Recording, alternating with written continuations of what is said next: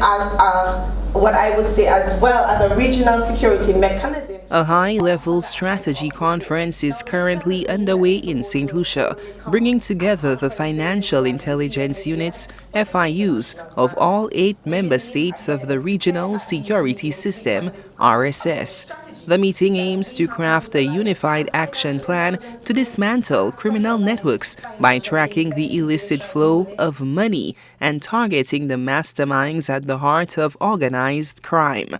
To learn from each other and share experiences in terms of how they are addressing money laundering, how they are addressing asset recovery, and how we can have more proactive approach to addressing the increasing crime rates that we are seeing across the region. Keisha Sutherland, a key figure within the asset recovery unit of the regional security system, is tackling some of the most pressing challenges in identifying and addressing financial crimes.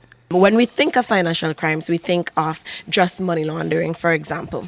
However, what we have been, or the motto of the asset recovery unit, is to take the proceeds out of crime.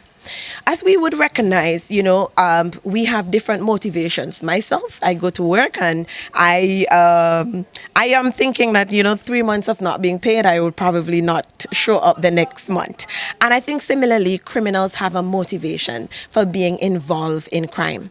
And usually, if we look at most of the crimes that are committed, that is because there is a gain attached to it. Sutherland draws a clear line between various levels of criminal activity, revealing how their interconnectivity creates a dangerously fertile ground for syndicates to thrive, whether it's drug trafficking, human smuggling, or cybercrime. She notes that the common thread is almost always financial gain. When I say guns are being made, we are seeing 3D printed guns, or you have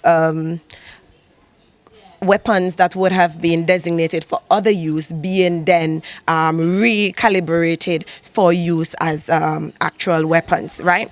And the point that I want to make is that you're seeing that increase in those guns or weapons because persons want to protect a turf, for example. And that is in relation to probably drug trafficking. And so our motto will help law enforcement and other authorities in stamping out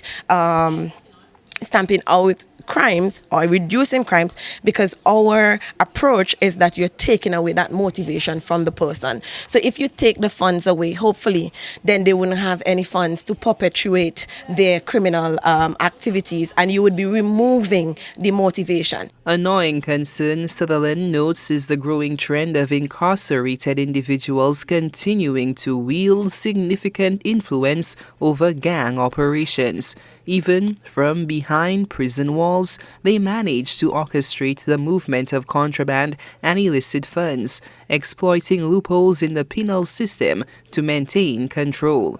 However, when we are able to remove someone's criminal property, we know for sure that they will not have the capacity to continue to do that. Because one of the things we have also recognized is that, look, the persons who are outside, who might be under the control of a gang or control of a particular grouping, they continue to do that because they are being influenced. They are dependent on the funds that are coming from this person. And so that is why even if we have incarceration, it will continue. So I think when we think of this meeting, I think the short would be that it's an opportunity for us to strategize as financial intelligence units, specialized investigative units, to actually address the crime rates, especially as it relates to financial crimes. As crime syndicates grow more sophisticated, stakeholders are sharpening their focus on financial intelligence